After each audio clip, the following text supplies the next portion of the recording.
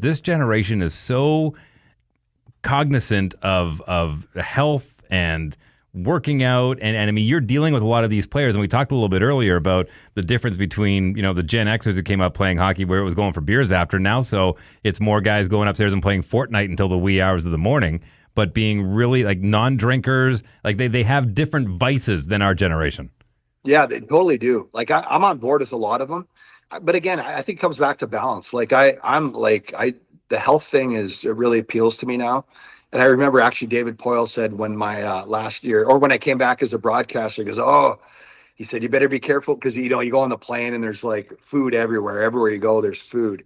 And he said, "Now you got to be a little more careful what you eat, because you're done playing." And it's true. Mm-hmm. It's true. Like you can't just eat what I used to eat and the carb load that you were talking about earlier.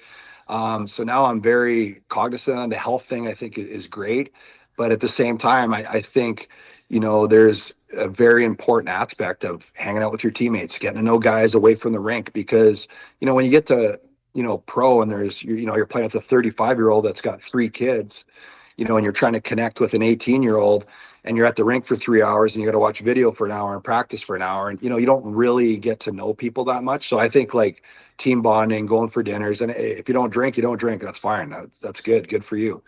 But just being in those situations and making the effort to have the balance, instead of saying, no, I'm just going to go back and play Fortnite and stay in my room and get up and do my whole thing again. So I think that's what good teams, good players, good leaders, I think is you have to have the balance of all those things, because we didn't know anything wheels back. Like in the day, like there was no direction. We'd stop on the bus, we'd get McDonald's. I remember driving back from Kamloops.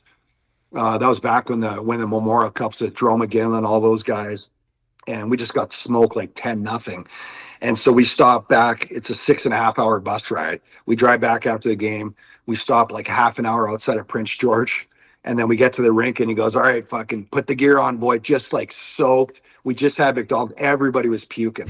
But that was just standards. Whatever the cheapest meal was, we'd have, and that's just the way it was. But now these guys, they're dialed in. Mm-hmm. No, it's really impressive. I want to roll out the red carpet for you a little bit. I'm curious, and I really understood how much you love the industry, after you kind of got into it. But the fact that being the analyst and traveling with the team isn't quite filling your cup enough behind the microphone. Tell us about the podcast and how it started. Well, we've been doing. I do with Hal Gill. We've kind of taken a little hiatus here with all the kids' sports stuff and everything, and we kind of wanted to do a podcast about kind of mistakes and stuff that we've made, and just about life things, about traveling. Travel. I know you do a blog too about traveling, and I think that stuff that really appeals to me.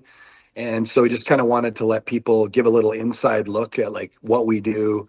Dad guilt. You're gone for a week. I'm obviously divorced, so when I get home for like 3 days, we'll have, or for 4 days or a week, we'll have 2 games in there. I got to make sure I get the kids to their sports and do all that kind of stuff, and have them here. And it can be a little rigmarole, or if you will. But so we just kind of want to talk about that kind of stuff, and just let people into the behind the scenes kind of stuff. And Skills, that guy's a beauty, man. He's a bag checker. He's a godfather of bag checking. That guy literally.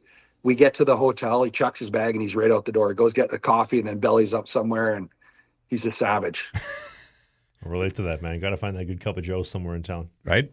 Yeah. Yep. Now, I know Trav is going to dig a little deeper into this, but I'll start off by saying I always appreciated your style. You looked really good in Winnipeg Jets colors. Your helmet was always on point. I know he's going to kind of dig a little bit into the minutia of the gear, but how important was that to you? Oh, my God.